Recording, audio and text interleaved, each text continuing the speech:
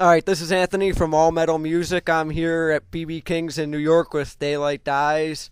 How have you guys been? Good.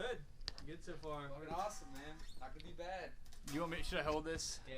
Hello. All right. Yeah. Yeah. Well, we're 2 shows in, and everything's good so far. You know. No problems. Last night was the first show of the tour. How was the fan reaction there, and how did that go for you? It went good. You know, we played Jack's in Springfield, Virginia, which we've played many times before, so it's sort of home base in a way. And fan reaction was great. You know, we played some new songs, and the reaction to that was good. And it just that place is sort of like home, so it felt safe. It was good. How was it to play the new songs in front of an audience for first time, probably? It's gone fine so far. You know, I mean, the songs are still new to us, so like we just, we're still like learning how to play them basically, and hoping that we don't, fuck them up. But all in all, it's going pretty good. The reaction is good. Obviously, most people don't know the songs, so there's a little awkwardness in that. But it seems like everybody's into it, so it's good. This tour is just you guys and Candlemass, so there's no other opening bands. And how long is your set going to be? Will it be longer, being that there's not like 4 or 5 bands and there's only 2? Yeah, it'll be longer than the last tour we were on, where we played like 25 or 30 minutes or something. Yeah, this is probably 30. Yeah, so this time we're playing we think we're playing like 40, 45. Apparently last night we might have played 35, but we're going to time it tonight to see. But yeah, it should be a little longer.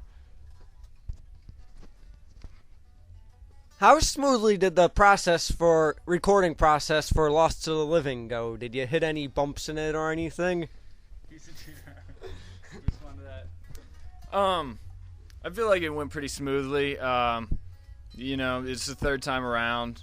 We learn a lot every time. I think this time it was a much clearer path and a much clearer plan. And, we knew who was going to mix it, and we knew what he was going to do, and we had a better idea how to prepare it for him. So I think it went as smoothly as it ever has.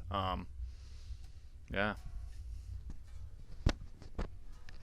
How does Lost to the Living compare to your previous albums that you guys put out?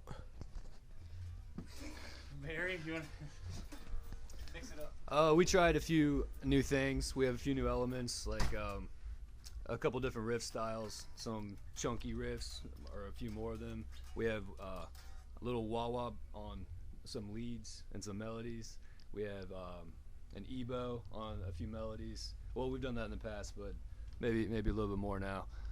Strings, woodwinds. Oh yeah, we had a friend organize some strings and woodwinds, like actual orchestra instruments, take it into a studio and record it and send us tracks, and then we mixed them in the place of where a synthesizer would be, and so there's a natural richness to some of the parts, and we have one song that's all clean guitar and clean vocals. We've never done that before. You guys have an EP on sale, which is a single of A Portrait in White. Why was that song chosen to model the new album for the EP instead of one of the other songs? Well, it's actually, I don't know. I think it's sort of impossible to have one song that's going to capture the vibe of the album. So we just chose one that was, sort of right in your face and had a little bit more energy and was, a song that could.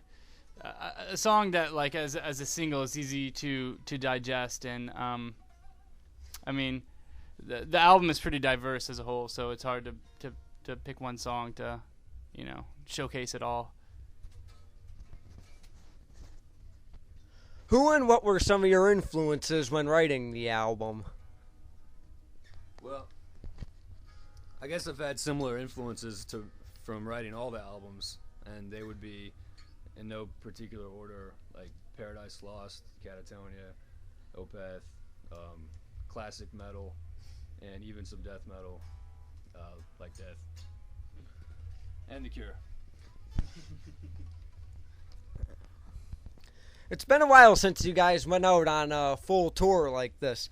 How does it feel to be playing in front of audiences again, even though you haven't really been playing that much yet since it's only the second show?